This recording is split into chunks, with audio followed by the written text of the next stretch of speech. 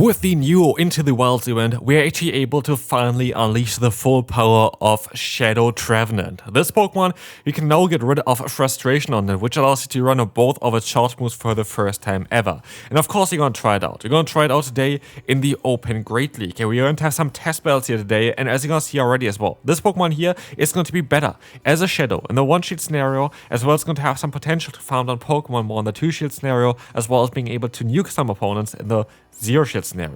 What you see as well is going to be our team that we're going to run today. We're going to have here the Bastion, the Shadow Annihilate, as well as the Trevenant. And honestly, Trevenant together with the Bastion is fitting in perfectly together.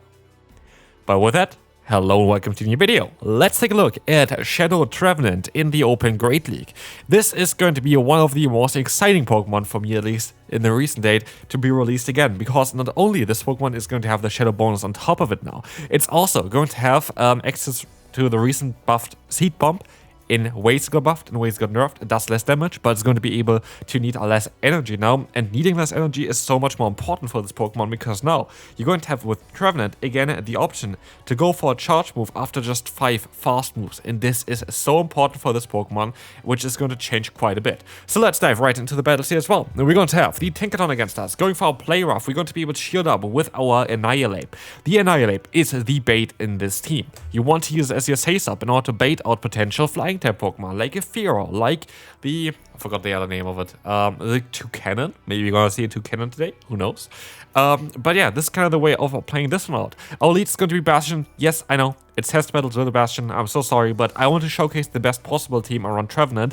I do think that the Bastion is perfectly fitting together with the Trevenant. There's only like one type of Pokemon that really destroys both of them, which are dark Pokemon with counter, where we're going to have like fire type moves with like Pangoro, Scrafty, as well as Obstagoon. Those are the only ones that are core breaker for this core, and other than I guess Pangoro sometimes, none of them are really that common and popular, but even against Pangoro you have quite some play with the rest of the team, so it's not too bad. What's also not too bad is the fast move pressure that we have with the Trevenant, as you see here as well. We were able to fully farm down that Corsola. We are able to go for the double Seed Bomb now against the opponent's Florges. And we are able to take home the first battle here with this buffed Pokemon there, with this, new full charge moveset Trevenant. That's the thing, this Pokemon got released at the beginning of the Halloween event, but was always only in Shadow Raids and was never allowed to get rid of frustration until today. Today is where it changes, and today is where another Pokemon might get some more potential as well, which again, I will very likely showcase on today's channel here as well. So definitely stay tuned for a video later on, because I'm planning on showcasing yet another Pokemon that kind of needs a bit of love, hopefully, with the new charge move that's available on it. So definitely stay tuned for this. Generally, you have to get rid of frustration on your Shadow Pokemon this event. This is super important for PvP. A lot of Shadow Pokemon are really, really solid in PvP there as well. If you want to see a specific video towards that, then let me know down below. Also, if you enjoyed this video, feel free to leave a like here. I tried a little bit different here with the beginning of the video, giving a little more explanation on why to use Trevenant and how to use this team. Hopefully you enjoy this kind of part as well. Let me know, give me feedback down below. I would really appreciate it on what you want to see. But what we see here is that we were able to keep our Annihilate for the opponent's Magcargo, which we faced in the lead, and now we can go for the Ray Twist against them as well in order to get the final shield from the opponent. But they actually let the move go, and with that they're going to be super low, allowing me to go for the full farm down with even our Trevenant, which completely hard rolls the moveset of Lurantis. Lurantis cannot hit us, and so the Seed Bomb is coming through now, and we're going to be able to win this battle quite handily here now.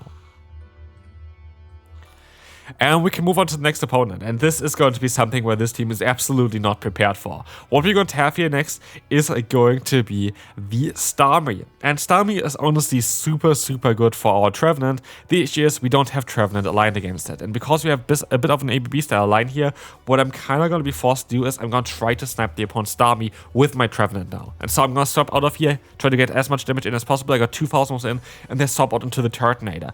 The timing is a bit off here, and the timing of my move here is a bit off as well. At the end of the day, I would have never got to another move anyway, and we're gonna get the shield here, so it doesn't matter what I did there. Like, it really doesn't matter. I would have got 2 more fast moves maybe, or like 1 more fast move in terms of Shadow Claw damage if I played it a bit better, but I highly doubt that the opponent really would have been caring too much about that.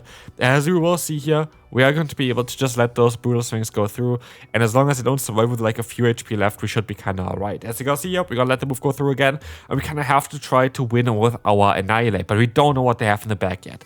We will see here yet another brutal swing, but we have now 3 fast moves advantage against the opponent. The Starmie is going to still be lurking in the back with a bit of energy left, and we see the Charizard coming back in here, and this is going to be impossible to win. They're going to have here the Pokemon that I don't want to see at all, the Charizard, which is going to do enough damage here against us, sadly, if they are going to be able to get to that air cutter, which they do. And with that, we are kind of in a position where, of course, we're going to go down as Starmie still has a move start. We just kind of got hardwalled here, like full stop. Like we had a fire type against our grass type, we had a water type against our rock type, and we had a flying type against our fighting type. So, happens, good game to the opponent. Speaking of getting hardwalled, this is actually the first battle I did with this team. We're going to have a horrible lead in the Primeape against us, which is going to have also super effective coverage against our Annihilate Saysop, as it's hopping into the Dedenne now. Again, we are kind of getting into positions where I don't really have a lot to be doing. The opponent is going to put us even though into range where they are going to be able to Thunder Shock us down before we get to another move. But to be fair, at least we're going to be able to get a bit of energy here on our Bastion. We're going to be able to take all the damage here from the opponent's Dedenne. It barely touches us, but after a while, the Parabolic Charge is going to be adding up onto us. Parabolic Charge, in my opinion, a move that kind of needs to, yeah, I don't know, be nerfed a tiny bit. I would give it like +5 energy and then it would be fine, but like right now, especially for the Ultra League though, but also for the Great League, I feel like Parabolic Charge is a bit too threatening. The issue with it is if you don't prepare, you're completely screwed. Completely screwed might be the opponent here, because they swapped in a water type against our grass type Pokemon.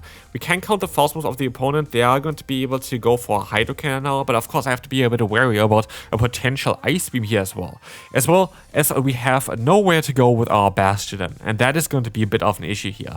We have the Hydro Cannon coming through, and I kind of want to keep my Trevenant healthy, and so I swap out here into the Bastion. I'm going to be able to go for a charge move. In hindsight, I should have stayed in there. I should have tried to at least go for a few more fast moves with my Trevenant before swapping out, because now the Bastion just swapped out with a ton of energy. But the issue as well is here, I don't have the energy to go for a move against that Primeape. The Primeape can go for the Rage Fist, and they perfectly get farmed me down before I get to the Stone Edge, which now allows them to go for the Rage Fist, which is boosted, which is super effective, and which will seal the deal here, as we have no way of surviving this without Trevenant. So that was kind of unlucky matchups, to be fair. But now we're going to start off with a great lead for ourselves. We're going to have the Weezing against us. Weezing is one of the fastest Pokemon to get to its moves. Having access to Brutal Swing as well as Sludge, you're going to be able to spam those moves, but they also have options to go for an Overheat if they have that.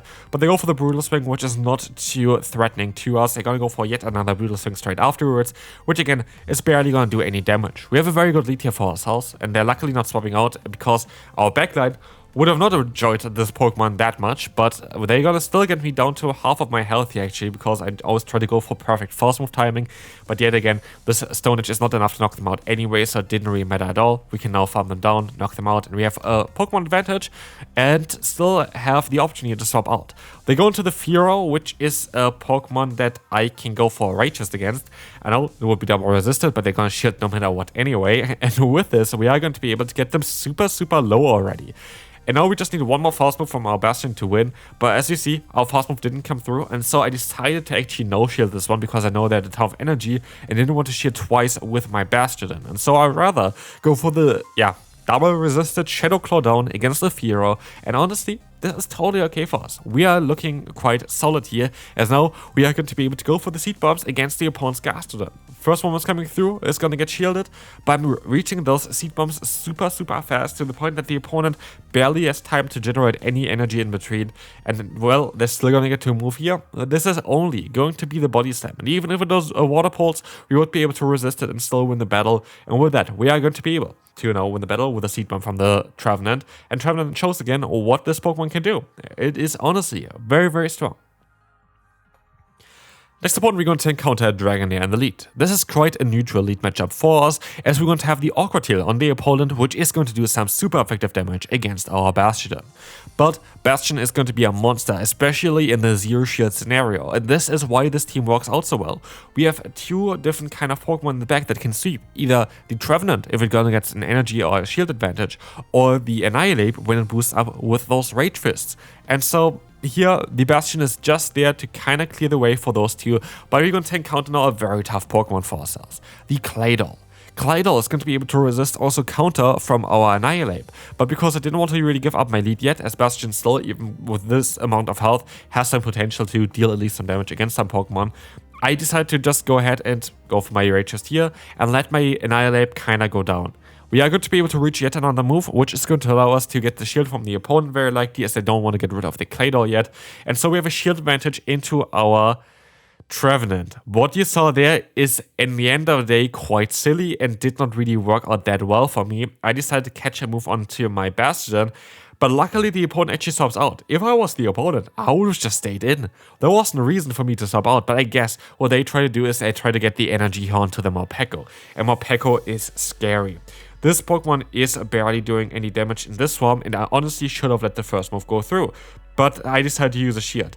And I make a very silly play here as well, which can work out. I decided to no-shield the second one. Like, they would be able to easily knock me out here with just the Aura Wheel, but they go for the Psychic Fangs again, and this call was crucial in order to have a chance of winning this battle, as now I know that they're gonna get to yet another Psychic Fangs, as they're gonna get there super fast, only 4 fast moves they need, and it barely takes any energy from them, and I expect them to swap. They do swap. I get up to 2 Seed Bombs, and as long as they don't have a Psychic Fang stored, we will be able to yet again win another game thanks to Trevenant. And honestly, you've seen so far already how strong Trevenant actually is. This Pokemon is fantastic. So let's go into the second to last battle, where we're going to encounter a Corsola. By the way, thanks so much to everyone who has been battling me here as well for the video. I've been asking on YouTube as well as on Twitter. Definitely, of course, follow me on YouTube as well. Subscribe if you haven't already. Leave a like on the video. Both are free. Both supports me a lot. And let me know down below, what is your favorite Shadow Pokemon?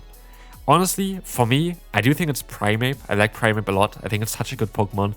But yeah, let me know down below, what is your favorite Shadow Pokemon to use? I think for me it's definitely Primeape. I think it's such a good Pokemon to run right now. But there are honestly so many cool Shadow Pokemon.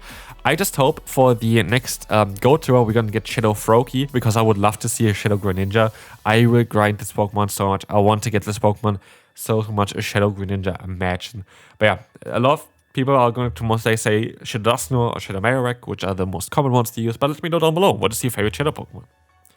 Annihilate is definitely also a very cool Pokemon here though, with a Shadow bonus, as it's going to allow it to help to do more damage with those counters. As we see as well, Nightshade is coming through from the opponent, and we see an Azumarill in the back, which means it's Trevenant time. Yet again, Trevenant is going to be able to showcase why this Pokemon is here, why this Pokemon is great, and why you want to have this Pokemon. I hope you did your Shadow raids during the Halloween event, because currently this Pokemon is unobtainable at the current time. It's not in grunts. It's not going to be able, like, you're not going to be able to get it anywhere else currently. I hope you did some Shadow raids for this Pokemon, because it's absolutely worth it. Ice Beam is coming through from the opponent. We have to be mindful about the Corsola, because it had energy as well, and this is why it went straight for my move, and I actually going to be able to knock out the Corsola, and this is actually totally fine, because I can now go for the Seed Bomb against the Azumarill, and this will be enough to get even here the KO with one more fast move against them, and we can move on to the final battle.